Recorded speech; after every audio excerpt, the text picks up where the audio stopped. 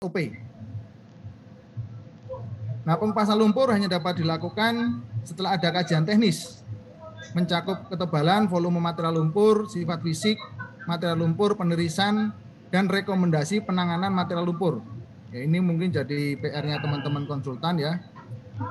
Lalu menyediakan landasan dengan campuran material keras dengan daya dukung yang dapat menanggung beban unit ekskavator atau klemsel, pompa lumpur, ya, dan sejenisnya yang digunakan. Dapat digunakan alat khusus pengupas material lumpur lainnya yang memenuhi syarat keselamatan, kelayakan, dan daya dukung yang dapat menanggung beban unit alat pengupas tersebut. Alat khusus untuk lumpur harus tersedia dan dalam pengautannya material lumpur tidak boleh tumpah. Jadi karena ini memindahkan material yang basah, kemudian selari itu licin dan mudah tumpah, ini pengangkutannya tidak boleh tumpah. Nah, ini ada kepala teknik tambang, ini adalah orang penanggung jawab tertinggi di lapangan terhadap operasional kegiatan pertambangan, harus menetapkan jarak aman atau buffer zone antara batas tepi penambangan dengan material lumpur di luar rencana bukaan tambang dan tinggi kabin alat muat berdasarkan kajian teknis. Nah, ini salah satu gambaran bagaimana pengelolaan lumpur di kegiatan pertambangan di gambar sebelah kiri, dan KTT atau kepala teknik tambang harus menetapkan SOP kegiatan pengelolaan teknis pertambangan setidak-tidaknya pembersihan lahan, pengupasan batuan penutup, dan pengupasan material lumpur. Kemudian penimbunan, pemantauan, pemeriksaan dan peliharaan kestabilan timbunan batuan penutup, penimbunan inpit, dan penimbunan material lumpur. C9. Kemudian yang ketiga pengelolaan lumpur atau wet mark. Nah, selanjutnya untuk penimbunan batuan penutup di dalam bukaan tambang atau sering kita kenal dengan inpidam, dasar area timbunan bebas dari lapisan batuan yang dapat menjadi bidang gelincir, serta bebas air atau lumpur. Dalam hal area penimbunan batuan penutup berada di lokasi yang telah selesai ditambang. Lalu sama juga dengan tadi menyediakan landasan yang dengan campuran material yang keras dengan daya dukung yang dapat menanggung beban unit, ekskavator, klamsel, dan sejenisnya. Kemudian dapat digunakan alat khusus sama dengan tadi, dan alat khusus material lumpur tidak boleh tumpah, dan kepala teknik tambang juga menetapkan jarak aman atau buffer zone. Kemudian dilakukan penanganan untuk mengurangi kandungan air sebelum dilakukan kegiatan penimbunan dalam hal batuan penutup berupa lumpur. Jadi inilah nanti yang jadi PR-nya Pak Ben dan teman-teman ya Pak, pekerjaannya. Lalu penanganan material dilakukan dengan cara mencampurkan dengan material kering. Ya. Tapi ada juga mungkin next time ada teknologi atau dipanasin atau dikeringkan, ya ada ruang ya untuk mengembangkan. Kemudian fasilitas penampungan lumpur dibuat berdasarkan kajian teknis, ya. Jadi mengenai kestabilan lereng dan apakah nanti akan bisa menjadi bidang gelincir dan lain sebagainya. Dan harus bisa mengalirkan air material lain secara gravitasi. Kemudian beda tinggi fasilitas penampungan material lumpur dengan landasan tidak boleh lebih tinggi dari diameter roda alat angkut. Dan hasil kajian teknis disampaikan dalam laporan khusus. Ya, ini ada bentuk laporannya, ada di Kepmen KSDM 1806. Ya, ini temannya Kepmen 1827 tahun 2018. Kepada Kepala Inspektur Tambang atau ini sebenarnya ex officio atau jabatan mereka dari Direktur Teknik dan Lingkungan di Dirjen Minerba Kementerian SDM. Nah, Kepala Teknik Tambang menetapkan kriteria lumpur, basah, dan perubahannya serta yang dapat ditarik dari lubang pemuatan untuk wet mark. Kemudian tenaga teknis pertambangan kompeten menentukan jumlah lumpur basah yang dapat ditarik berdasarkan hasil sampling. Tenaga teknis pertambangan kompeten menentukan komposisi pencampuran lumpur basah dengan material kering pada orpas atau orpas itu jalan keluarnya dari tambang bawah tanah yang vertikal atau hampir vertikal. Kemudian dilakukan pengawasan langsung terhadap kegiatan penarikan lumpur basah dan KTT menetapkan SOP pengelolaan lumpur. Tindakan penanganan pada bencana lumpur basah atau wetmark, yaitu yang pertama membuat tanggul di lokasi timbunan. Kemudian saat kegiatan penarikan dan penanganan lumpur, KTT menentukan SOP yang paling aman. KTT membuat rencana melaksanakan upaya penirisan dan pengaliran air di wetmark tersebut, lalu menugaskan tenaga teknis pertambangan yang kompeten untuk bekerja memasuki area lumpur basah. Jadi ini tidak jauh dari konsep mengidentifikasi bahaya terhadap wetmark tersebut, lalu menilai resikonya, apakah risiko rendah, sedang atau tinggi, lalu kita kendalikan dengan cara rekayasa, administratif, dan pengawasan atau praktik kerja. Lalu tindakan pencegahan eksplorasi, ya ini ngebor mencari data ya. Eksplorasi itu tidak boleh dilakukan pengeboran dengan sistem pembilasan lumpur atau map flash, kecuali dilengkapi dengan alat warning ya, apabila terjadi kehilangan lumpur. Pengawas operasional memastikan bahwa pengeboran eksplorasi yang ditinggalkan terbebas dari tumpukan sampah, barang bekas pakai, ceceran minyak, oli lumpur, dan potensi bahaya lainnya, karena ini bisa menjadi semacam jebakan ya. Lalu kolam penampungan atau matpit pada lokasi pengeboran eksplorasi harus ditimbun kembali, harus ditutup kembali. Lalu untuk tindakan pencegahan pada saat operasi produksi, jadi ada 2 tahap. Kalau kegiatan pertama itu setelah eksplorasi mencari data, kemudian di setting desain tambangnya, bagaimana cara menggalinya, baru masuk ke kegiatan operasi produksi. Yang itu semua konsepnya ada di dokumen studi kelayakan. Saya berapa menit lagi, Pak? 5 menit lagi, Pak. Oke.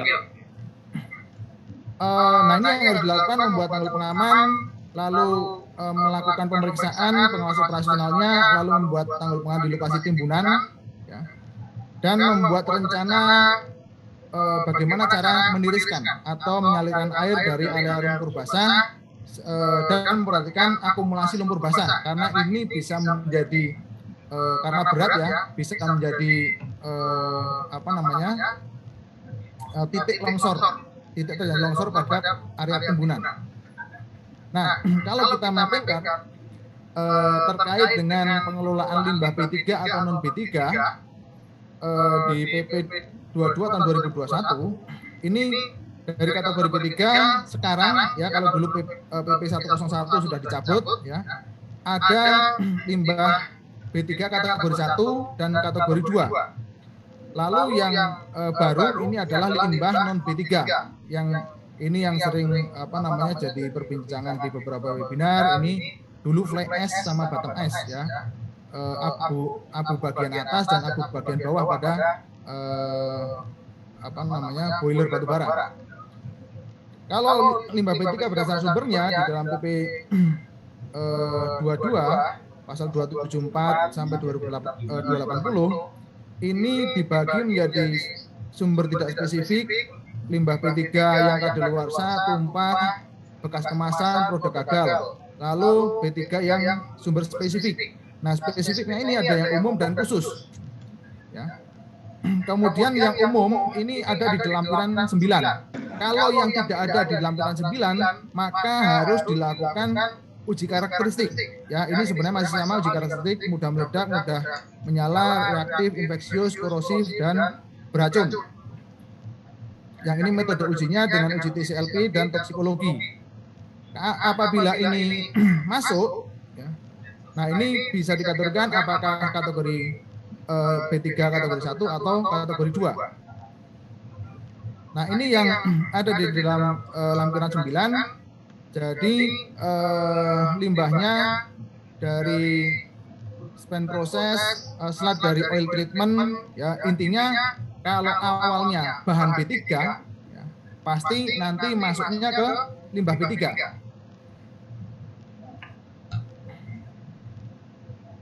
Dan kemudian untuk yang limbah non B3 terdaftar, ini yang frasa baru ya di dalam PP 22. Ini ada slag besi baja, slag nikel, mill scale, debu electric arc furnace ya, seperti gambar di samping yang kuning ya. Fly ash bottom ash, kemudian spring bleaching earth, kemudian pasir foundry. Nah, di dalam PP 22 2021 pasal 133 penanggung jawab kegiatan usaha yang wajib AMDAL atau wajib OLPL yang melakukan kegiatan pembuangan atau pemanfaatan air limbah ya, maka wajib membuat kajian. Yang dimaksud kajian di sini sama yang tadi ya, sebenarnya kajian teknis ya, ini bisa disubmit ke kamarnya Kementerian LH, jadi barangnya satu ya, tapi nanti disubmit ke SDM dan submit ke LH menggunakan standar teknis yang disediakan oleh pemerintah ya sebagai dasar pertimbangan dalam menetapkan persetujuan teknis. Kemudian kajian tersebut harus memuat jenis kapasitas produksi dan seterusnya sampai kriteria desain sistem pengelolaan air limbah dan lumpur yang dihasilkan. Nah, setiap orang jarang memasukkan sampah, limbah padat, limbah lumpur B3 atau limbah B3 ke badan air. Ini salah satu ilustrasi bagaimana skematik pemumpaan lumpur di lokasi tambang yang nanti akan dijelaskan oleh narasumber lain. Dan di Permen 19, setiap orang yang menghasilkan limbah non B3 wajib melakukan penyimpanan. Lalu penyimpanannya harus ada fasilitas impanment, kemudian bentuk lain sesuai dengan perkembangan ilmu pengetahuan dan teknologi. Kemudian harus ada prosedur tata kelola yang baik untuk menghindari jajaran dan tumpahan limbah non B3 ke media lingkungan. Yang ini saya kira nanti yang dari YouTube ya bisa dijelaskan lebih lanjut ya Pak secara teknis. Pemanfaatan limbah non B3 sebagai substitusi bahan baku ya dilakukan pada kegiatan beton, batako, paving block, beton ringan dan lain sebagainya, atau bentuk lain sesuai dengan perkembangan ilmu dan teknologi yang saat ini belum belum tergambar oleh kita. Tapi apabila ada ya teknologi lain sudah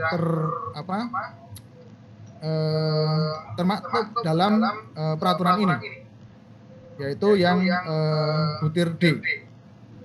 Nah, ini salah satu contoh kegagalan pengelolaan lumpur di tambang yang akhirnya menyebabkan fatality atau kematian, di mana ini pengawas terperosok pada lubang tambang diameter 1 meter dengan kedalaman 9,5 meter.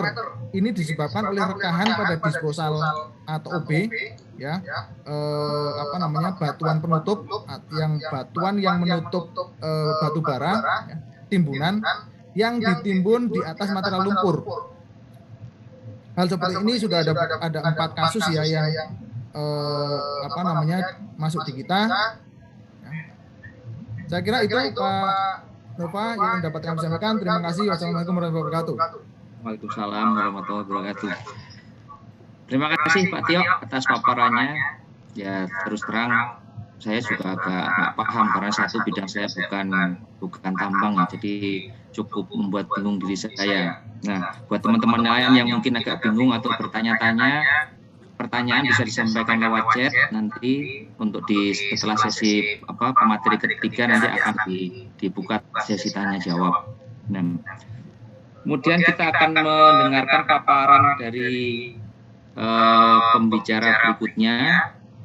Kali ini kita akan mendengarkan paparan dari salah satu dari tadi sejak di awal saya sampaikan di DWA ini ada 11 bidang keahlian ya sesuai dengan kompetensi masing-masing di limbah maupun di air bersih. Nah, kali ini kita akan mendengarkan paparan dari Pak Lurizal selaku jabatannya saya juga nggak apa Pak Lurizal. Pak Lurizalnya adalah Ketua Bidang Penanganan Lumpur dan Limbah I3 di DWA.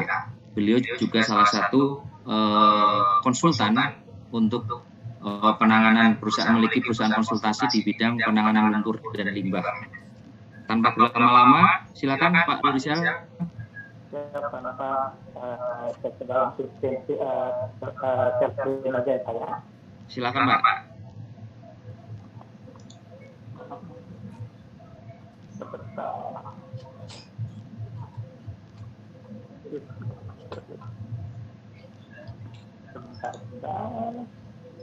Akan hilang.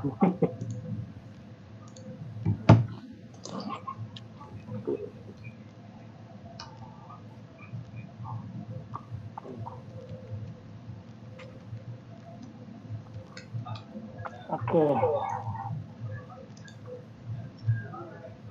Sudah terlihat kan Pak? Terlihat Pak, terlihat. Mungkin bisa dibesarkan, silakan. Ya, Assalamualaikum warahmatullahi wabarakatuh. Waalaikumsalam warahmatullahi wabarakatuh. Terima kasih waktunya Pak Nova, terima kasih Pak Agus, Pak Tio, teman-teman dari IDWA maupun peserta-peserta lain. Semoga kita bersama-sama mendapatkan ilmu yang banyak di hari ini. Hari ini kita tadi dapat ilmu banyak nih dari Pak Tio, karena IDWA kalau lebih banyak kan bermainnya di air ya. Tapi dengan dibukanya tadi Pak Tio presentasi, alhamdulillah banyak sekali ilmu yang kita bisa dengarkan. Hari ini saya coba membawakan beberapa kegiatan, tapi sebelumnya mungkin ada anggota yang bukan IDWA yang belum tahu mengenai IDWA itu sendiri. Jadi saya akan kasih tahu. IDWA sendiri adalah atau Indonesian Water Association atau Asosiasi Air Indonesia, merupakan organisasi non-profit yang terdiri dari para praktisi, akademisi, perusahaan yang berkecimpung di bidang pengelolaan air bersih dan air limbah. Organisasi ini didirikan pada tanggal 5 bulan Oktober 2016 dengan tujuan untuk memberikan sumbangan pikiran secara aktif kepada para pembuat kebijakan dan peraturan. Dalam hal ini adalah pemangku kebijakan dan peraturan mengenai pengendalian pencemaran air demi menjaga kelestarian lingkungan dan sumber air serta berkesinambungan generasi masa depan. Dengan seperti ini sebetulnya jelas ya kenapa tadi Pak Ketua mengatakan kita akan selalu berada di kegiatan-kegiatan seperti hari ini, Hari Air Sedunia. Kemudian organisasi ini terbuka bagi perusahaan, industri, konsultan, kontraktor maupun individu yang peduli terhadap masalah air, sehingga di kemudian hari organisasi ini dapat berperan aktif dalam melakukan validasi terhadap teknologi baru sebelum diimplementasikan di lapangan. Selain itu, IDWA diharapkan dapat menjadi rujukan atau panduan dalam memilih teknologi tepat guna untuk kebutuhan pengendalian pencemaran air. Organisasi IDWA berkembang seiring dengan berkembangnya teknologi dan industri di masa mendatang. Oke, itulah sejarahnya IDWA, dan sedangkan visi yang kita kita ingin buktikan atau kita ingin lakukan adalah mewujudkan lingkungan yang lebih baik melalui perbaikan sistem pengelolaan air bersih dan air limbah yang berkelanjutan. Dan misinya IDWA adalah mengenalkan pelaku industri air yang berkompeten, memberikan masukan kepada pembuat kebijakan tentang regulasi lingkungan terkait air bersih dan air limbah, memberikan edukasi kepada masyarakat umum, melakukan verifikasi dan validasi sistem dan teknologi pengolahan air, membangun dan menegakkan etika kultur bisnis yang bermanfaat dan bermartabat, mendorong munculnya penggerak lokal yang dapat bersaing secara global. Ya. Oke, hari ini adalah kita membahas mengenai pengelolaan limbah lumpur industri pertambangan. Sebenarnya definisi ini tadi sudah sudah dikemukakan oleh Tio, jadi saya sedikit lagi. Peraturan juga sebetulnya kita memegang bagaimana peraturan Undang-Undang Nomor 3 Tahun 2009, kemudian PP 22 Tahun 2029, kemudian Permen LH 6 Tahun 2021 untuk tata cara perkara pengolahan limbah B3-nya, dan Permen LH Nomor 19 Tahun 2021 untuk limbah non B3-nya. Kemudian tadi sudah dilengkapkan ada Permen SDM 26 dan Permen SDM 18 25. Tadi sempat disinggung mengenai identifikasi limbah. Sebetulnya kalau kita di praktisi atau di kita selalu mengatakan limbah. Apabila kita mendapatkan sebuah limbah, kita selalu melihat apakah ada di dalam lampiran 14. Lampiran 14 adalah limbah yang tidak terdaftar. Bila ada, maka kita kategorikan langsung limbah non B3 terdaftar. Bila tidak ada, maka kita masuk ke lampiran 9. Di dalam lampiran 9 itu ada atau tidak. Kalau tidak ada, sangat gampangnya ada, itu langsung masuk ke limbah non B3. Bukan termasuk limbah non B3 terdaftar, tapi limbah non B3. Bila di dalam limbah non B3 tersebut kita merasa tidak yakin, tidak ada kandung limbah B3 dan sebagainya, maka untuk itu di dalam Permen LH19 itu ada fasilitas untuk klarifikasi, sehingga kita mempunyai satu keputusan dari KLH bahwa apakah limbah kita adalah B3 atau non B3. Itu di dalam limbah adalah Permen LH19. Bila termasuk kepada lampiran 9, maka kita termasuk limbah B3. Apakah termasuk kategori 1 atau kategori 3, itu ada pengujian yang tadi sempat kita bahas. Dan apabila kita termasuk limbah B3, artinya ada lagi Pak, seluruhnya kita ragu. Seperti kita mengatakan kita yakin bahwa limbah kita walaupun termasuk di dalam kategori limbah B3, tapi kita bukan limbah B3. Maka di dalam LH6 itu ada satu fasilitas di mana di situ kita bisa melakukan delisting. Jadi kita bisa melakukan delisting untuk limbah kita secara khusus untuk kita. Jadi delisting itu hanya perlakuan khusus, tidak diglobalkan. Jadi khusus limbah perusahaan X dengan kode limbah ini nanti akan keluar dari kode. Identifikasi inilah yang sebetulnya di lapangan kita perlu lakukan awal sekali. Baru setelah itu kita melakukan pekerjaan-pekerjaan yang kita bisa lakukan. Oke.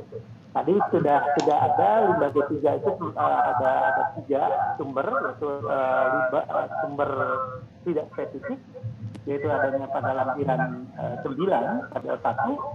Kemudian limbah B3 dari B3 pada luarsa dan sebagainya itu ada pada lampiran 9 tabel 2, dan limbah B3 dari sumber spesifik itu adalah limbah B3 umum dan khusus itu tabel 3 dan tabel 4.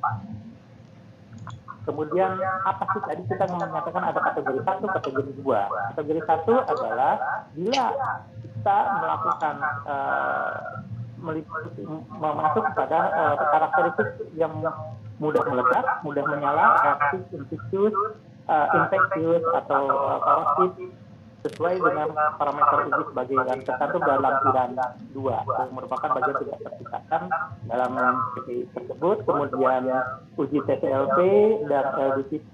Bila ininya termasuk ada kekandungannya, maka itu masuk ke limbah kategori 1.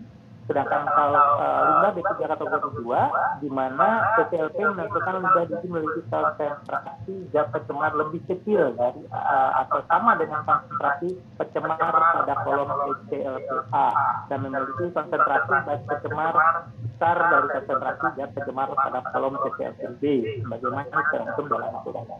Kemudian kalau untuk menentukan limbah yang diuji memiliki nilai uji toksikitas SD lebih GTC lebih dari 50 mg dan karakteristik beracun melalui uji toksologi Cyclones. Itu untuk identifikasi. Saya coba masuk ke jenis pengelolaan limbah ya. Dimanapun kita melakukan kegiatan usaha, kita akan menghasilkan limbah, baik limbah cair maupun limbah padat. Limbah cair sendiri kalau kita olah akan menghasilkan limbah padat. Nah, tata cara yang dilakukan baik dalam Permen LH6 maupun Permen LH19 itu kita ada dilakukan adalah pengurangan, baik pengurangan sebelum melakukan maupun pengurangan setelah proses. Saya kasih bintang ini artinya di dalam Permen LH 19 untuk non B3 juga dibahas untuk itu.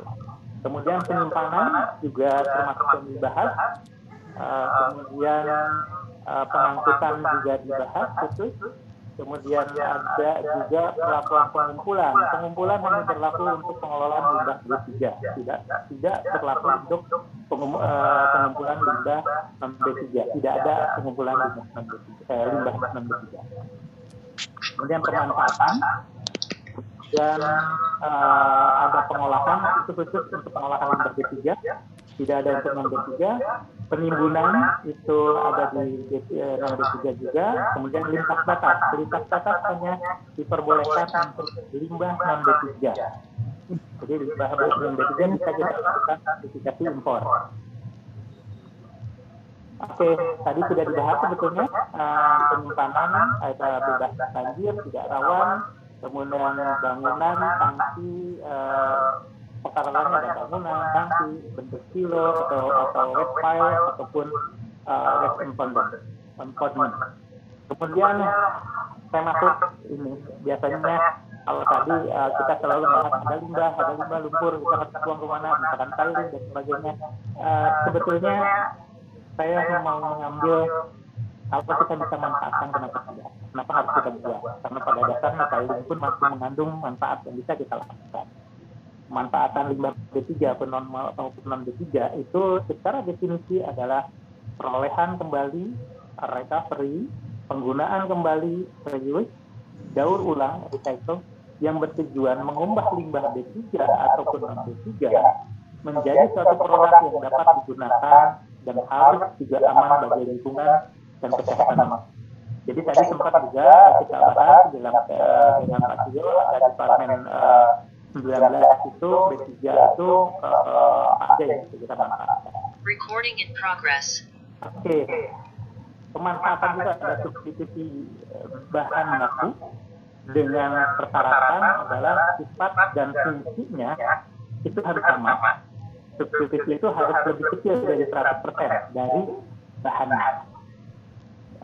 Kemudian ada substitusi sumber energi dengan persyaratan menghasilkan panas, limbahnya itu sendiri mempunyai nilai kalori 2.500 kilokalori per kilogram, mempunyai kandungan POX itu lebih kecil dari 2%, mengandung sulfur lebih kecil dari 1%.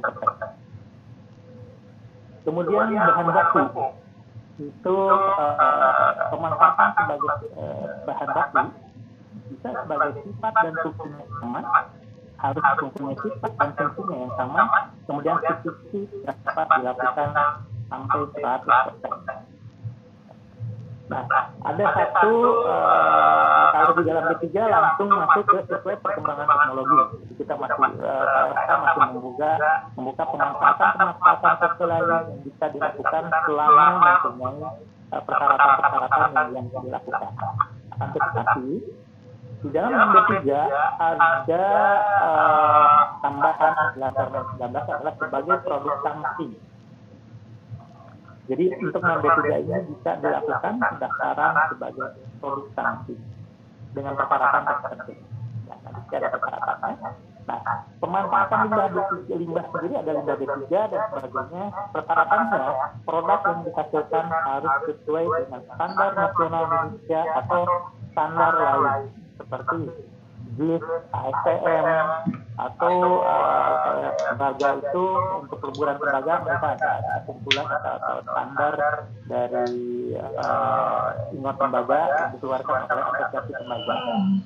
Bila tidak mempunyai standar ini, kalau limbah B3 maka melakukan uji coba pemanfaatan limbah B3.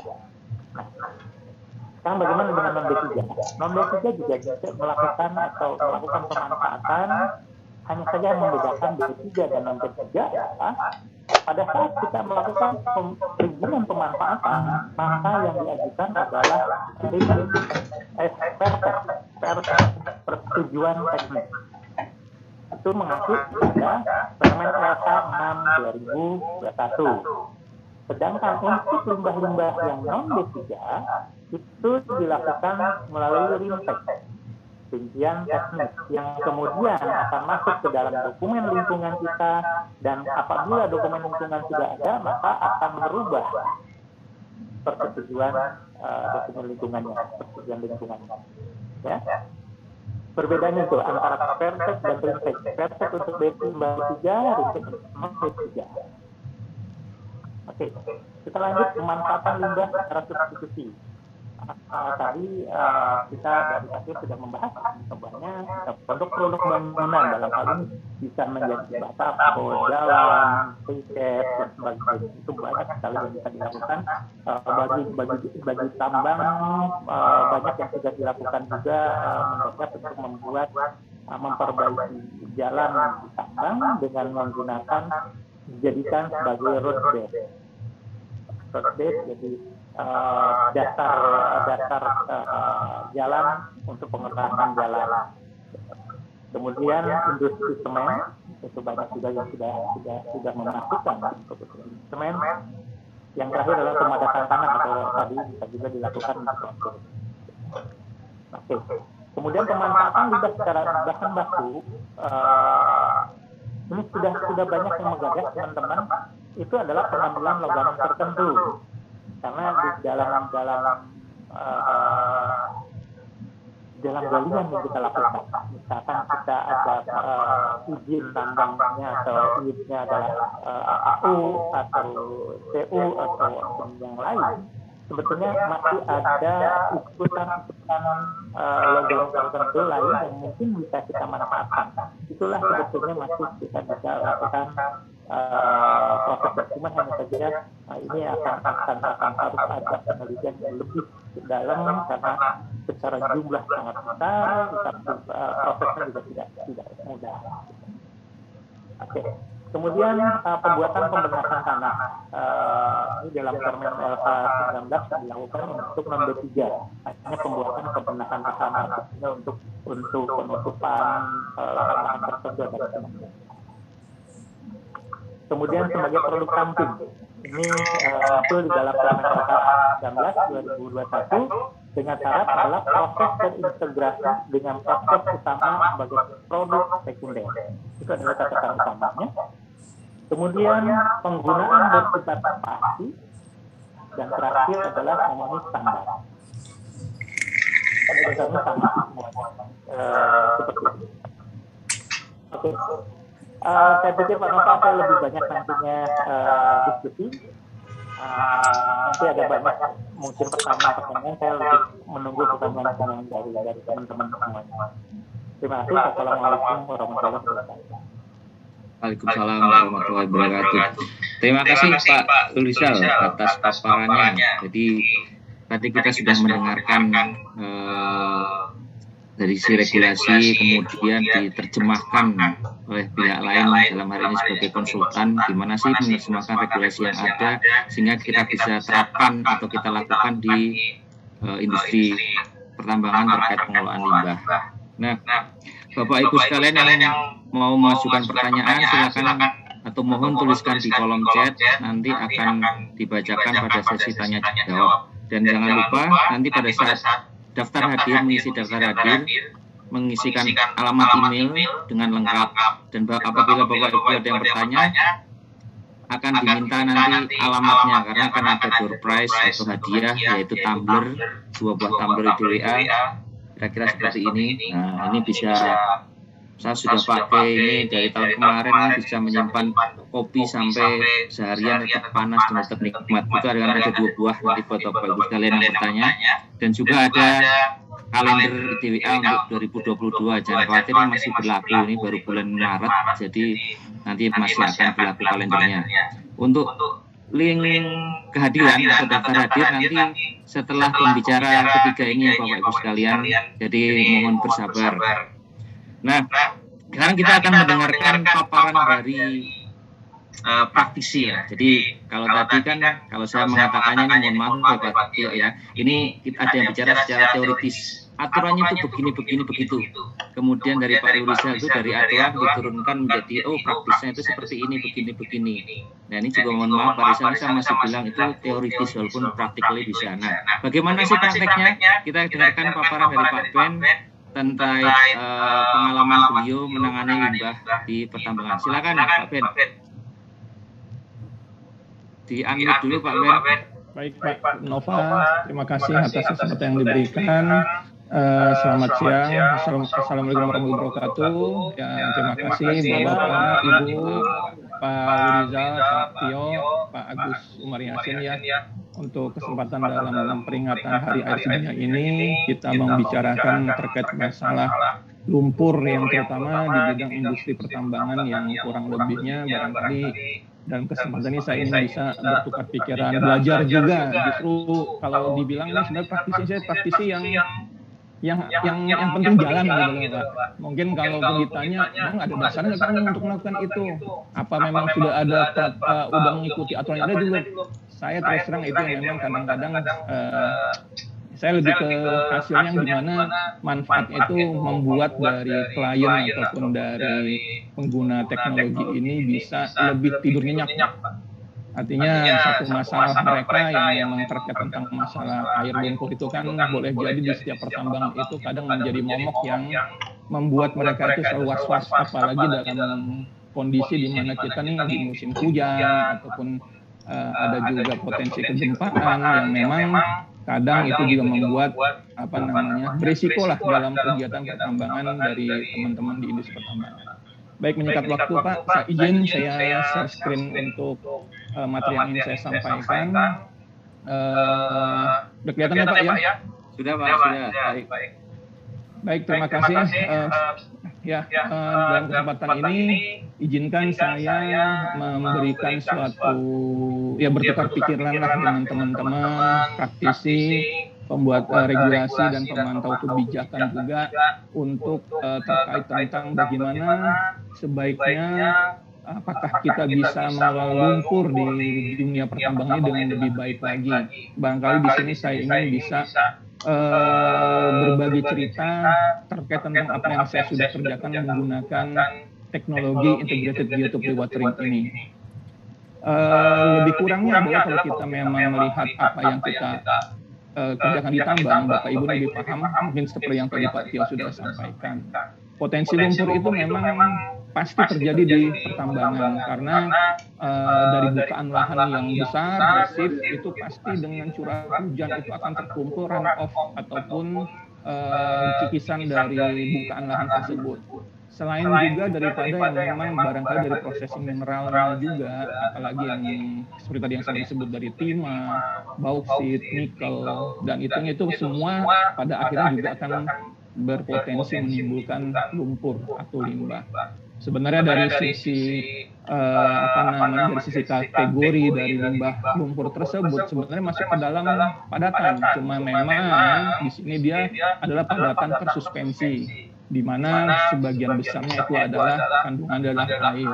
Nah, dibanding dengan yang memang limbah cair dari pertambangan yang memang bisa jadi itu dari proses air asam tambang ataupun dari limbah-limbah cair yang dari proses pengolahan mereka. Nah, berbicara tentang masalah air dan lumpur ini yang memang sering saya temui di lapangan ataupun di klien, memang banyak hal yang sudah dilakukan sebenarnya, dan sejauh memang bisa dikelola dengan baik sebenarnya itu sudah cukup untuk mengatasi ataupun mengelola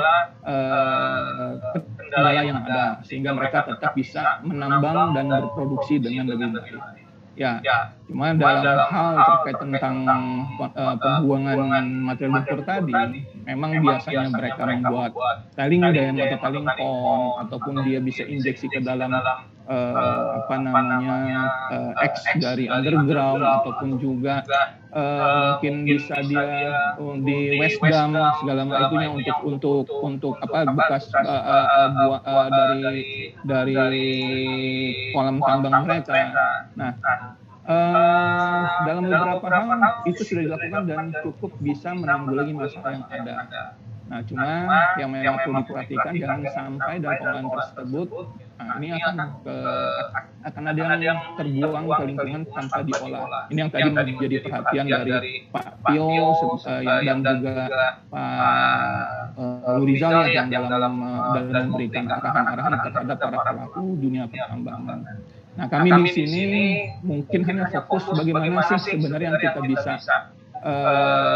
berikan suatu manfaat dari teknologi GeoTube ini. Ya, ini beberapa hal Pak, Ibu sekalian kalau terkait dengan GeoTube. Ya, ini mohon izin juga mungkin saya menyebut nama GeoTube ini sebenarnya ada merek Pak.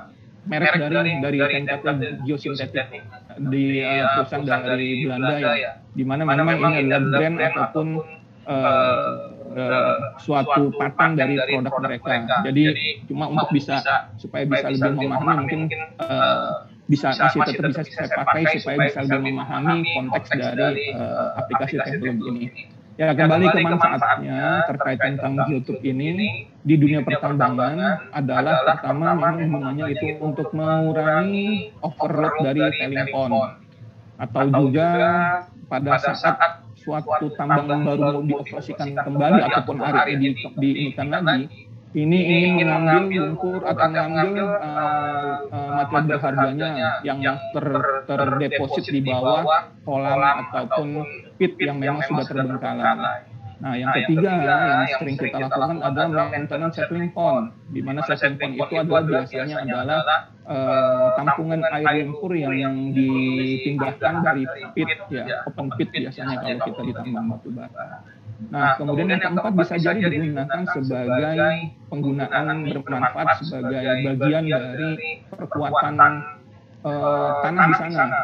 Di beberapa proyek kita itu digunakan sebagai tanggul perimeter, ataupun juga sebagai penguat kaki disposal, sehingga untuk perencanaan manajemen operasional tambang ini cukup membantu ya, selain daripada mengolah lumpurnya, pemanfaatan dari kantong yang sudah terisi padatkan lumpur tadi bisa digunakan untuk memperkuat titik-titik tertentu di daerah pertambangan, sehingga memperkuat mencegah lah ataupun memberikan manfaat supaya operasional tambang itu dari sisi pemeliharaan operasional tambang itu bisa lebih baik.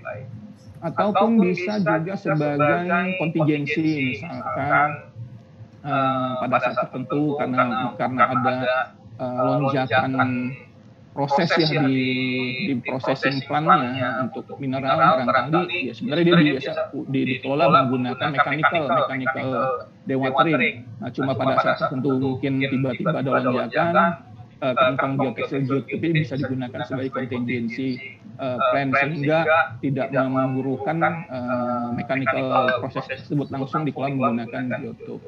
Atau yang terakhir yang nomor 6 ini yang menarik Pak, mungkin Pak tadi seperti Pak Yurisal bilang, sebenarnya potensi dari tailing kita ini bisa jadi kalau kita bisa analisa lebih lanjut itu masih ada kandungan-kandungan logam yang sangat bernilai. Kalau mungkin pernah dengar ya pasti tahu lah ya itu logam tanah jarang atau rare mineral. Bahkan kalau dari prinsipal kita beberapa negara yang karena menghindari ketergantungan dari satu sumber saja sudah mulai menganalisa ataupun mulai jangka panjangnya itu mengelola tailing dari pertambangan yang mereka itu untuk bisa dikelola elemennya. Nah, cuma memang dibutuhkan suatu jumlah yang cukup untuk bisa diproses secara ekonomis. Makanya kalau dilihat dari misalkan ini suatu tambang yang tambang mineral ya, kemudian tambang batu bara, boleh jadi sih mungkin ada tapi tidak terlalu. Tapi kalau tambang mineral bisa jadi di sini masih ada potensi tersimpan kandungan dari rare mineral atau logam tanah jarang tadi.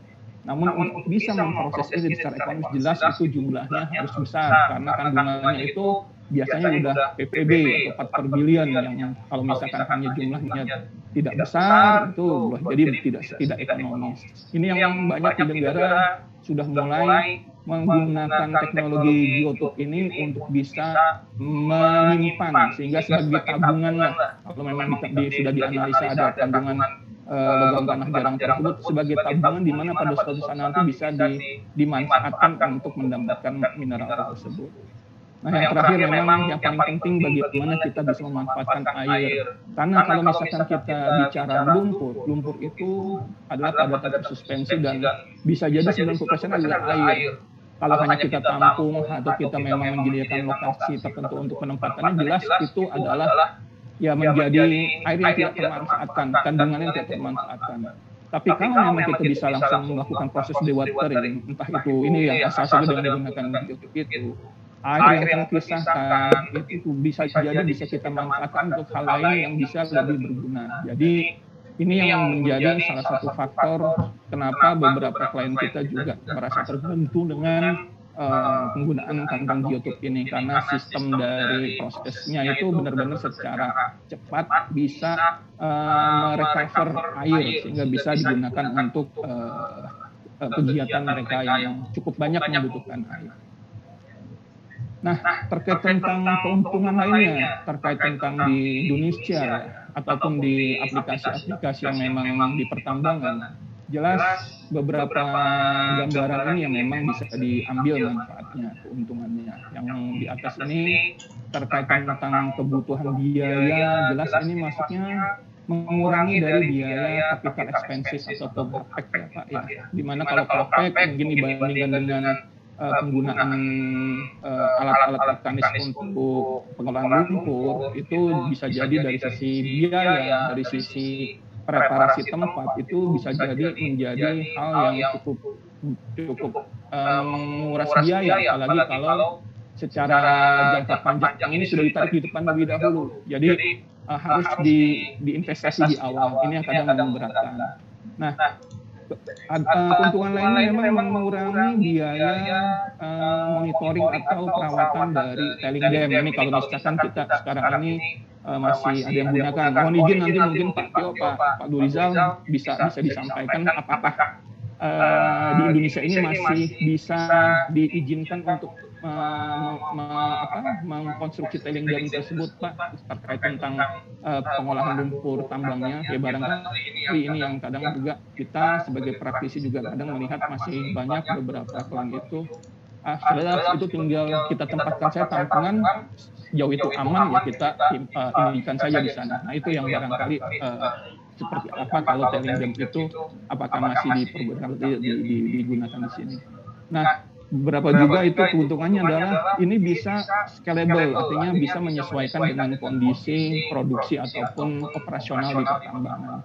Tinggal kita tidak memerlukan alat-alat yang besar, kecuali memang bahan-bahan yang consumable saja. Di sini consumable-nya adalah kantongnya dan chemical yang bisa digunakan atau flokulan digunakan untuk mengikat padatan suspensi tersebut. Nah, yang keuntungannya juga ini bisa mengurangi jumlah lahan yang digunakan. Artinya kalau kita buat tailing dam ataupun kita buat basi berupa lumpur, jelas 1000 kubik masih berupa lumpur. Kalau misalkan kita masih membuat tampungan, itu harus disiapkan juga kurang lebih volume yang sama. Nah, sedangkan dengan cara biotop ini karena memang kita langsung proses dalam mereduksi kadar air dari lumpur, jadi bisa jadi pengurangan volumenya cukup signifikan, bisa jadi berkurang menjadi 60%-nya. Jadi tidak membutuhkan lahan yang lebih luas, dan bahkan kita bisa tumpuk ke atas sehingga lebih efisien lagi dalam penggunaan lahan. Nah, terhadap risiko ini sangat lebih aman ya dibandingkan dengan tailing dam yang terjadi masalah misalkan ada kebocoran ataupun kegagalan dari konstruksi, sehingga bisa jadi ada masalah tailing dam yang jebol, yang mungkin saya agak lupa yang di Amerika Selatan yang terakhir sekitar 3 tahun atau 4 tahun itu terjadi, yang cukup banyak merenggut korban jiwa ya, fatality juga. Nah, ini yang menjadi perhatian bagaimana penanganannya ataupun antisipasinya supaya hal tersebut tidak terjadi lagi, karena dalam dunia pertambangan yang dikategorikan berisiko tinggi, hal-hal ini yang memang harus diperhatikan. Nah, di Indonesia juga terkait tentang tailing dam tadi ya, ini tadi masalah curah hujan tinggi dan juga aktivitas gempa yang sering terjadi. Walaupun memang bukan yang terlalu intensitas magnitudenya tinggi, tapi kegempaan kita yang memang cukup tidak besar tapi sering. Nah, ini yang kadang-kadang sedikit banyak pasti mempengaruhi dari konstruksi bangunan ataupun struktur tanah di area pertambangan yang memang dengan aktivitasnya itu sangat rentan ya terhadap pergeseran ataupun aktivitas kestabilan dari tanahnya. Nah, selain itu terhadap lingkungan, kita bisa bilang ini aman terhadap lingkungan dan juga bisa mengurangi suatu limpasan ke air tanah ya, karena kita dalam beberapa hal, misalkan ini kita berhadapan dengan lumpur dari proses tambang mineral ya, yang mungkin di kategori B3, misalkan tambang emas masih mengandung cyanidnya, sehingga kita bisa kelola area kerjanya itu dengan lapisan geomembran supaya air yang keluar atau yang terpisahkan itu bisa kita kelola tidak langsung menyerap ke tanah, dan bisa digunakan untuk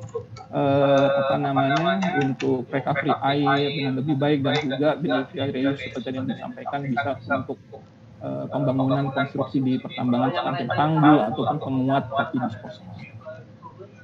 Nah, ini cara kerja yang simpelnya Pak dalam teknologi ini ada tiga sistem yang terlibat, karena kalau kita bilang hanya geotube saja, mohon maaf ini bukan suatu plug and play ataupun suatu teknologi yang stand alone. Dia harus dikombinasikan atau terintegrasikan dengan beberapa sistem yang lain.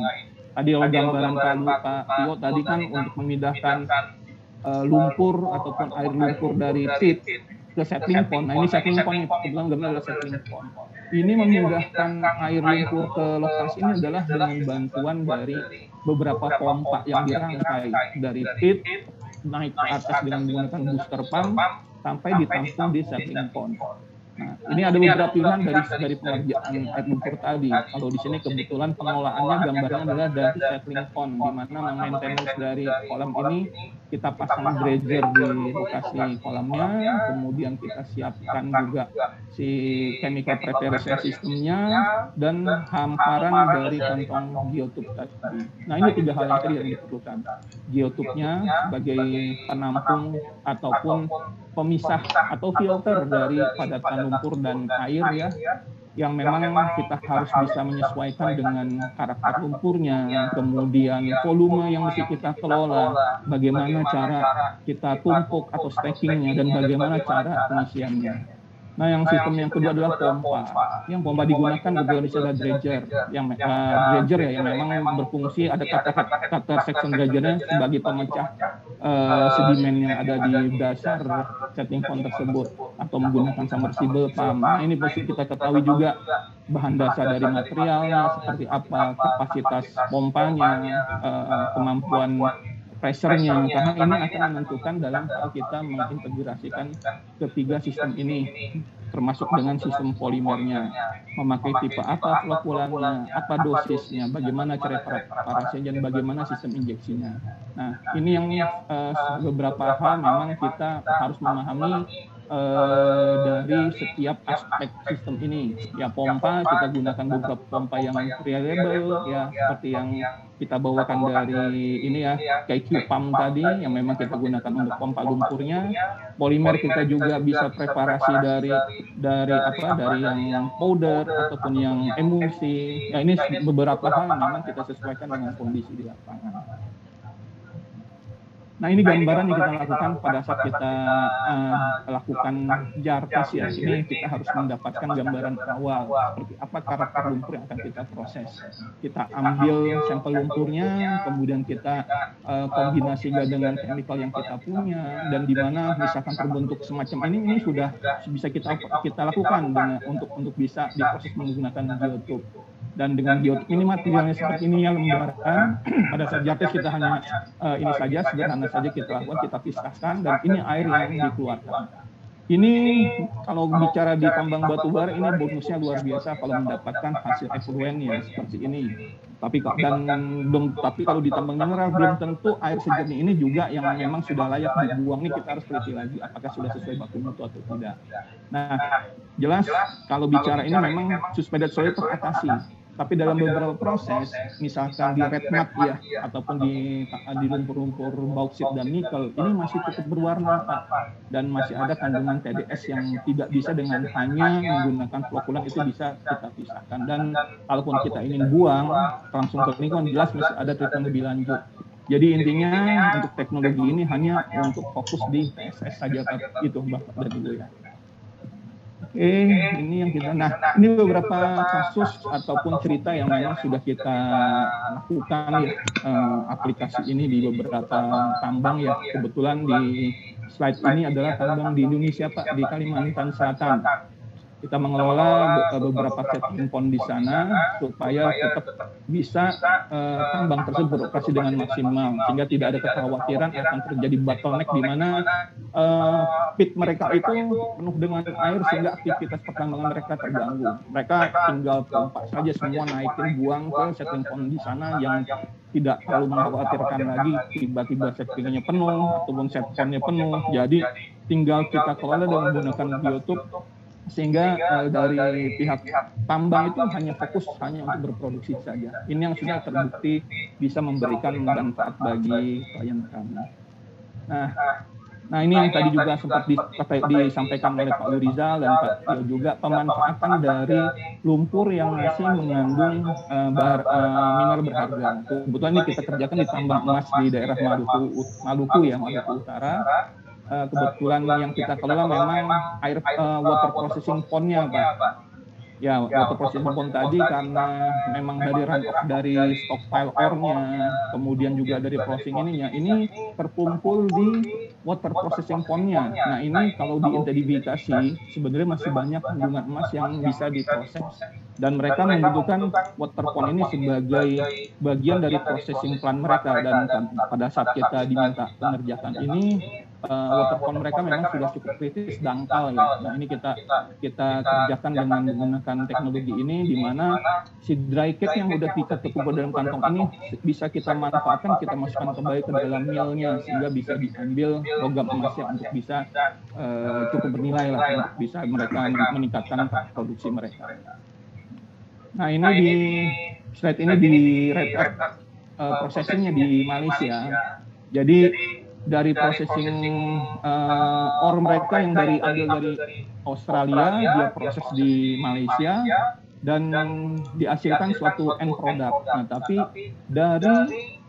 dari padatan yang masih ada itu sebenarnya masih ada kandungan tertentu yang bisa dimanfaatkan. Nah ini yang tadi dibilang masih ada kandungan logam tanah jarang yang masih bisa dimanfaatkan. Jadi satu hal mereka tetap mengolah ore itu tersebut, mendapatkan produk akhirnya, tapi pada saat ini sudah terkumpul, mereka ambil lagi untuk bisa dimanfaatkan atau mengambil logam tanah jarang yang masih teridentifikasi di dalamnya. Nah ini slide ini menggambarkan di Phosphate Mine ya, di Cina. Kebetulan ini kerjanya dia di creek ya, atau di lereng ya. Ini yang sempat kita coba simulasikannya dengan salah satu prospek kita tambang emas ya, di mana memang mereka ini terjadi mempunyai area yang di puncak bukit ya, di mana kalau mereka membuat tailing dam dia beresiko karena mendekati pemukiman dan aktivitas lingkungan warga sekitar yang masif ya. Jadi sangat beresiko kalau dia membangun tailing dam di sana. Memang ada alternatif lain, dia menggunakan dry stacking. Nah, cuma dengan kondisi tanah, kontur, dan curah hujan, dry stacking ini memerlukan suatu strategi yang tepat ya, dan juga tergantung dari karakter dari lumpur yang diproses dari processing plant mereka. Ini yang sempat kita simulasikan, bahkan mungkin untuk beberapa hal di pertambangan mineral yang lokasinya cukup ya kalau dibilang ekstrem ya tergantung ya, tapi memang sulit untuk bisa mengelola padatan lumpur ataupun ininya karena sifatnya berbukit tadi. Mungkin ini menjadi salah satu alternatif yang bisa menjadi solusi. Ini proses pembersihan runoff pond ya di tambang nikel di Eropa. Jadi memang seperti aturan tambang yang baik ya, harus disiapkan suatu penampungan air ya, yang memang menampung dari air permukaan lahan yang ada, sehingga tidak menjadi masalah ataupun tidak terkelola yang akibatnya bisa menyebabkan pencemaran di luar tambang tersebut. Ini gambar dari aplikasi kita di Amerika. Kebetulan ini tambang batu bara yang underground sebenarnya ini. Cuma karena memang pit ataupun underground mine mereka sudah penuh, mereka tidak memungkinkan lagi mereka membuang ini ke lokasi underground tambang mereka yang sudah terbongkar. Jadi mereka menggunakan geotube untuk penanganan masalah lumpur tambangnya. Sedikit cerita Bapak Ibu, ini apa yang pernah kami lakukan juga di luar dari industri pertambangan, karena teknologi ini juga fokus memang untuk pengolahan lumpur. Tapi lumpur bukan hanya masalah yang kita temui di pertambangan, yang kalau kita banyak temui juga mungkin di perkotaan seperti sedimentasi sungai, waduk, ya, danau. Ini salah satu bagian yang memang kita bisa bantu ataupun kita berikan solusi yang efektif menggunakan geotube ini. Yang udah kita lakukan tahun lalu ini dengan revitalisasi waduk dengan menggunakan geotube itu di Waduk Sri Harapan Batam. Jadi kondisi waduk di sana memang waduk lama dan memang di Batam itu kan tidak ada sumber air baku dari tanah, ya, tidak ada mata air. Artinya mereka mengandalkan air baku itu dari curah hujan dan bahkan sebagian pengelolaannya dari air laut, ya, untuk bisa dirubah menjadi air tawar untuk dikonsumsi penduduk Batam. Nah, salah satu yang menjadi waduk untuk pengolahan air baku adalah di Sri Harapan, di daerah Sekupang. Nah, kita lakukan suatu penempatan area geotube ini cuma 2 hektar. Kalaupun pada saat awal kita diskusi dengan tim PUPR di sana dan konsultan yang terlibat, sebelumnya mereka harus menjadikan kurang lebih 14 hektar pembebasan tanah yang kategori di sini adalah sebagai tanah lindung, ya, hutan lindung, untuk menampung dari material lumpur sebagai kolam disposal. Namun kita coba sodorkan dengan teknik ini dan kelihatannya juga visible karena dari sisi waktu, dari sisi pemanfaatan lahan yang tidak besar, dan sisi dari hasilnya juga kita bisa kembalikan airnya ke waduk sehingga bisa dipakai oleh si PDAM-nya sehingga tidak menjadi prosesnya. Ini menjadi pilihan akhirnya. Ya, dibanding dengan kalau kita hanya lumpur seperti ini yang kita keruk, kita buat kolam, satu lahan besar, kedua juga butuh buat tanggulnya itu material dari luar, dari luar sekitar itu kita mesti bangun, belum lagi resikonya. Jadi dan ditambah kalau bangun disposal seperti ini, waktu untuk evaporasi ataupun bisa waktu proyek bisa dilakukan dengan lebih cepat itu menjadi tidak pasti. Tapi di sini karena kita menggunakan pompa, dredger, dan sistem yang memang bisa kita sesuaikan, yang tadinya ini pekerjaan yang kita di kategori hanya pekerjaan setahun, kita bisa selesaikan dalam waktu cuma 3 bulan saja. Oke.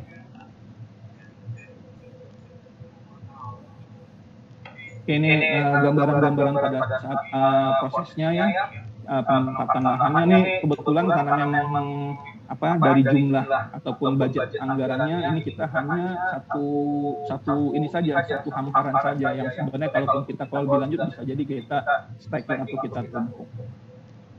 Nah, ini gambaran foto udara, kualitas air yang dihasilkan. Ya, ini menjadi suatu masukan lah buat pemangku kebijakan, terutama di Kementerian Pekerjaan Umum dan Perumahan Rakyat tentang aplikasi dari geotube ini. Nah, kemudian ada juga kita lakukan di sektor oil and gas, dan ini kebetulan kita terlibat di proyeknya di Ujung Pangkah, Gresik, di mana dibutuhkan suatu area ataupun pembangunan kolam disposal ataupun kolam yang nanti dimanfaatkan sebagai area pembangunan konstruksi sumur minyak, ya, pemboran sumur minyak. Jadi kami di sini membantu mengelola lumpur dari proses dredging pembuatan waterway mereka, karena dalam hal nanti konstruksi nanti mendatangkan material, alat berat, manpower itu tidak dari darat, kita diambil dari laut, ya. Jadi harus dibuat waterway karena posisinya ini kebetulan di sekitaran Muara Bengawan Solo, pendangkalannya sangat masif sehingga kalau LCT merapat itu jelas tidak bisa, sehingga harus dibuat suatu waterway dari titik 2 km menuju pinggir pantai itu harus dibuat pendalaman, ya, sehingga LCT itu bisa merapat sampai ke lokasi ini. Nah, kurang lebih ada 165.000 lumpur yang masih kita kelola, dan sebagian ini kita masukkan dalam kantong geotube untuk membentuk bandwall perimeter. Nah, ini pekerjaannya. Kita lakukan juga menggunakan polimer juga tetap dengan air laut sebagai bahan pelarutnya. Ya, ini foto-foto udaranya. Kebetulan juga kita dengan teknologi geotekstil ya, sehingga perkuatan lahannya cukup memadai untuk bisa melanjutkan proses lanjutan dalam konstruksi well pad tersebut. Nah ini mohon maaf Pak, 2 menit lagi Pak ya. Ya ini slide terakhir Pak. Slide terakhir. Jadi ini tampak pada saat finish ya, tinggal suatu finishing, dan ini sekitar tahun yang lalu gambar ini atau 1,5 tahun yang lalu masih dalam proses finishing untuk pembuatan konstruksi pemboran minyak. Bisa dilihat ini yang panjang hitam ini adalah geotup yang masih dipakai sebagai bahan bawah perimeter. Jadi dari itu Pak Nova, Bapak Ibu sekalian, apa yang bisa saya sampaikan sekedar untuk sharing, mudah-mudahan bisa bermanfaat, bisa ada hal yang baru untuk bisa kita diskusikan untuk kebaikan kita semua dalam pengolahan lumpur, terutama di industri pertambangan, sehingga bisa lebih aman, lebih efisien, dan lebih produktif untuk Bapak Ibu sekalian. Terima kasih. Saya kembalikan ke Pak Nova. Silakan Pak. Baik, terima kasih Pak Ben. Jadi ada beberapa hal yang mendasar ya. Yang pertama tadi kan mungkin Bapak Ibu sekalian ada yang bertanya kenapa contoh yang dipakai geotup. Nah, jadi sebelum ada yang menanyakan, saya jawab dulu. Yang pertama adalah yaitu salah satu keuntungan sebagai member IDWA, apalagi jadi pengurus IDWA. Kebetulan Pak Ben salah satu pengurus IDWA, dan beliau sharing terkait pengalamannya menggunakan geotup. Dan ini juga tidak terbatas di air limbah sebetulnya. Karena tadi kan di salah satu contohnya juga untuk di danau dan jenisnya. Jadi prinsipnya seperti itu. Lebih lanjut nanti bisa jabri ke beliau langsung. Hal yang kedua, mungkin saya tidak harus fokus ke limbah B3 atau non B3 seperti disampaikan Pak Rizal tadi, kan sebetulnya ada kriteria masing-masing, tapi kita basicnya dulu ke arah limbah. Apa itu limbah? Konsepnya limbah itu kan sesuatu yang harus dibuang. Pada prinsipnya kan harus dibuang. Ketika dibuang kan dibikin aturan buangannya ini apakah merusak lingkungan atau enggak, kemudian sebelum merusak lingkungan dipisahkan ini berbahaya atau enggak. Nah itu kan ada urut-urutannya seperti yang disampaikan Pak Rizal tadi. Kalau ada dari awal Bapak Ibu sekalian menyaksikan, ada urutannya seperti itu. Jadi hal ini juga tidak terbatas untuk di pertambangan, di industri rumah tangga sekalipun. Ini kan pemilihan yang kita lakukan, apakah limbah ini layak dibuang atau enggak, sebetulnya ada. Cuman ya parameternya mungkin agak berbeda dikit. Nah, dan konsen yang kedua, biasanya limbah itu kurang diperhatikan ketika itu tidak effortnya lebih besar. Terus kemudian orang kan sering berbilang limbah ini kan cost center, tidak menghasilkan apa-apa. Nah, di limbah di IDWA sendiri kita ada beberapa, seperti yang sampaikan di awal tadi, ada beberapa bidang keahlian. Salah satunya juga terkait pemanfaatan limbah. Limbahnya dipakai buat apa? Nah, itu ada juga. Nanti Bapak Ibu sekalian tertarik untuk menanyakan lebih lanjut, bisa bergabung di link, nanti akan sampaikan link untuk bergabung di IDWA, dan juga bisa bergabung di forum diskusi di Telegram. Nanti juga akan disampaikan di kolom chat. Nanti untuk yang menanyakan terkait absen, saya tidak mau menyebut absen ya, daftar hadir atau presensi, nanti akan dituliskan di kolom chat oleh panitia yang siapkan. Baik, kita akan sampai ke bagian tanya jawab. Ini saya sudah merekap beberapa pertanyaan. Sebentar saya share screen dulu.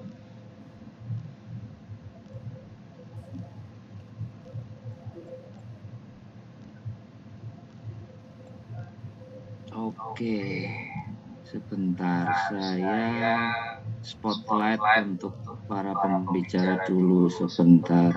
Add spotlight.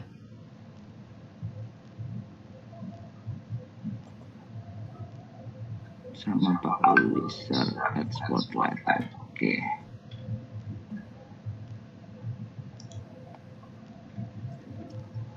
Saya copy paste pertanyaan dari kolom chat yang sesuai dengan urutan ya. Oke, yang pertama di jam 2.07 ini untuk Pak Tio. Terlihat Pak screen-nya Pak Tio ya? Ya, oke Pak. Silakan bisa langsung dijawab Pak. Baik Pak Ridwan ya. kontrol banyaknya perusahaan tambang, apakah program sudah implemen baik atau belum berjalan. Jadi begini Pak, saya cerita sejarah. Jadi sejak kita reformasi itu daerah minta untuk otonomi ya. Salah satu otonomi yang diminta itu adalah pengelolaan pertambangan, bagian pertambangan. Lalu dari Kementerian ESDM itu memberikan panduan bagaimana mengelola dan bagaimana pengawasannya. Kemudian seharusnya lapor setiap 6 bulan kepada Kementerian ESDM, ya. Tapi itu tidak terjadi, sehingga suatu saat ketika ditanya Pak Menteri ditanya oleh DPR itu nggak tahu berapa jumlah izin, akhirnya muncul namanya CNC. Dari CNC ini clear and clean, yang tumpang tindih, izin yang nggak jelas, nah itu dikelirkan. Nah kemudian 2014 otonomi daerah dicabut dari provinsi, dari kabupaten ke provinsi, ya. Nah dari 2014 sampai sekarang sampai di Undang-Undang 11 tahun 11 tahun 2020 Undang Cipta Kerja ini mencabut izin-izin yang kewenangan pemberian izin dari gubernur dan bupati ke pusat, karena ada yang mandek ya masalah pengawasan dan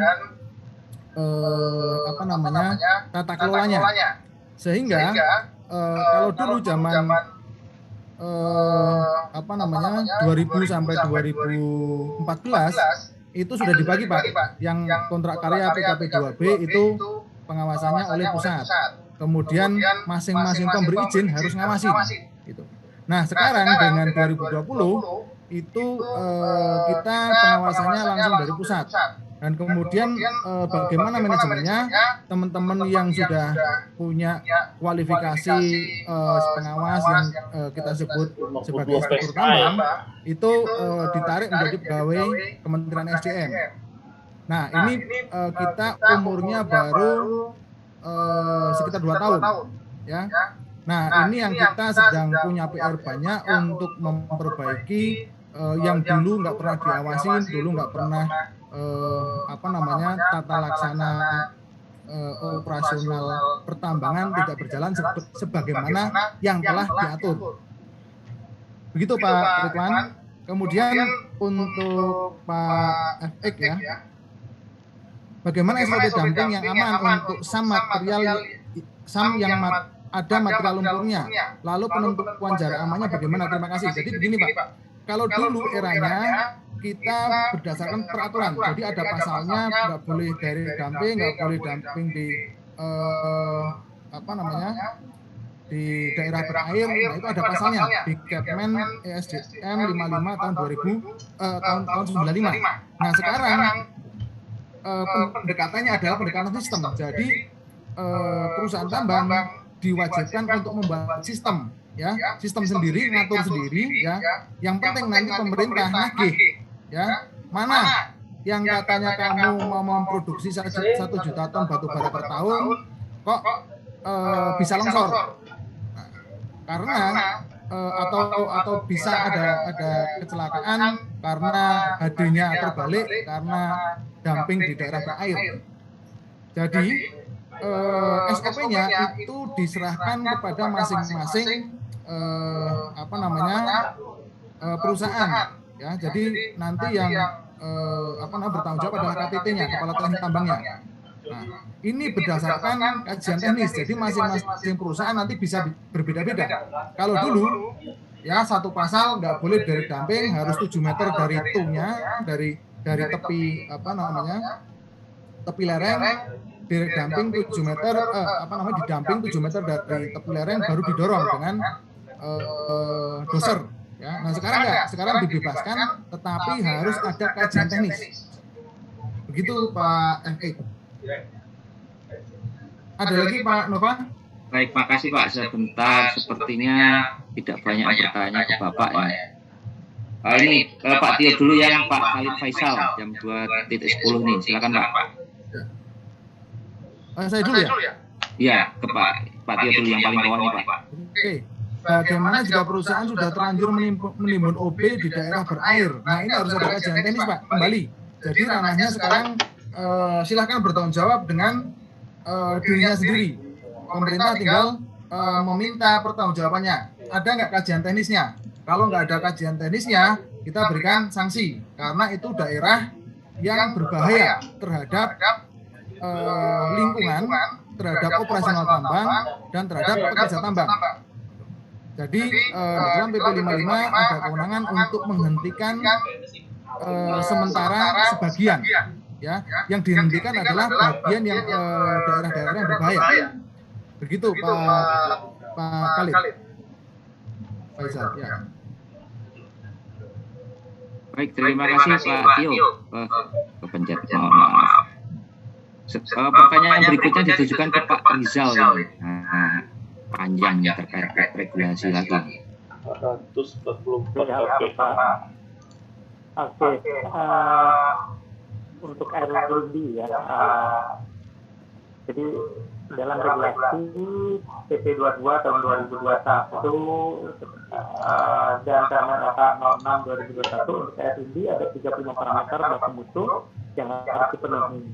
Apabila RLD yang sudah diolah dengan local treatment, misalnya menggunakan lime dan sedimen pond sudah memenuhi baku mutu untuk semua 35 parameter bisa direlease ke sungai atau tetap diperlukan treatment lanjutan.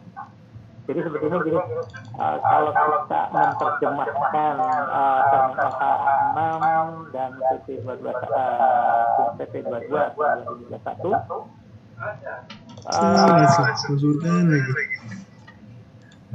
kalau kita lihat misalkan prosesnya itu sudah memenuhi syarat dan kemudian di situ kan harus ada kalau sekarang itu di dalam Permen LK 6 adalah persetujuan teknis sama tadi dengan Pak Tio bahwa kita menggunakan pertek dan mengajukan perteknya. Bila disetujui oleh mereka, maka kita tidak perlu melakukan lagi adanya treatment atau treatment lanjutan selama di dalam pertek itu disetujui. Jadi kuncinya adalah pada saat kita melakukan pertek itu kita harus melakukan prosesnya itu atau persyaratan-persyaratan yang kita ajukan sama. Sebelum proses itu seperti apa, setelah proses itu seperti apa, kemudian emergensinya seperti apa dan sebagainya itu ada di dalam pertek yang kita ajukan. Bila memenuhi maka itu selesai, tidak diperlukan lagi. Tapi bila diperlukan kadang-kadang ada, tapi pada dasarnya beberapa perusahaan sudah mengajukan seperti ini dan akhir saya dengar ada yang sudah disetujui untuk pertek yang hanya menggunakan lime dan sedimen pond. Jadi insya Allah kita masih bisa dilakukan seperti ini selama data-data kita bisa menunjang untuk sanksi dalam perteknya. Mungkin itu untuk Pak Azwar Satriawan.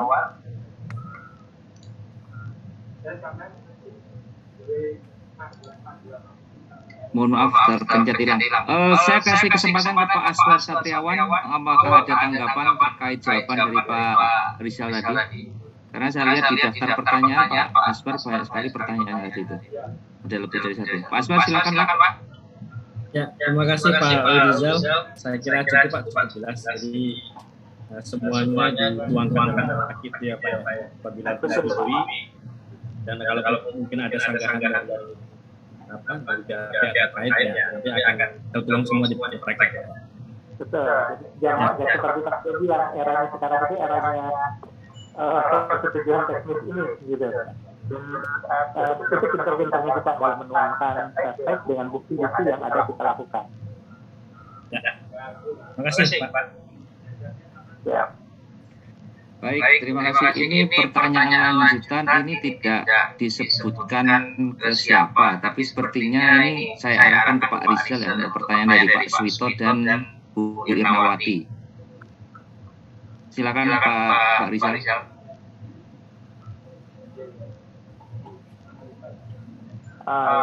Kan adalah apakah lumpur yang dihasilkan oleh pengolahan air lindi di tempat pembuangan akhir juga dikategorikan pada lumpur B3 dan harus diolah sesuai prosedur limbah B3. Bentar, lindi ini yang di pertambangan gitu ya. TPA sampah kayaknya Pak, TPA sampah seperti ini Pak. Ini TPA sampah, Pak. Nah, ya TPA sampah ini Pak. Oke. Sebetulnya kalau umumnya TPA sampah itu tidak dimasukkan lumpurnya ke limbah B3 ya. Tapi kembali tadi, bila ini masuknya ke non B3, kalau ragu, itu ada fasilitasnya kita melakukan klarifikasi, sehingga kita jelas lah. Jadi gini, sesuatu yang kalau TPA, kadang-kadang orang juga melakukan TPA ada pembuangan lain yang masuk ke situ, yang disinyalir ada pembuangan juga yang mengandung limbah tertentu, sehingga ada orang berkonotasi bahwa lumpur yang akan dihasilkan adalah lumpur limbah B3. Walaupun secara kalau kita melihat sistematis di dalam PP Permen Alpha 6 maupun Permen Alpha 19 itu bisa dikategorikan non B3. Tapi kalau mau lebih jelas, mau lebih punya kekuatan hukum, kita bisa melakukan klarifikasi mengenai lumpur yang kita hasilkan di TPA ini sendiri. Itu sih Pak, untuk yang dari Pak Sugito ya. Untuk primer laut pesisir yang juga berkoordinasi. Oke. Kemudian ini sedimentasi yang di laut pesisir yang diduga telah terkontaminasi limbah B3 oleh sebuah perusahaan, apakah dibutuhkan pembersihan kataraktif PCLC tapi secara bagaimana dan penanganan pemulihan.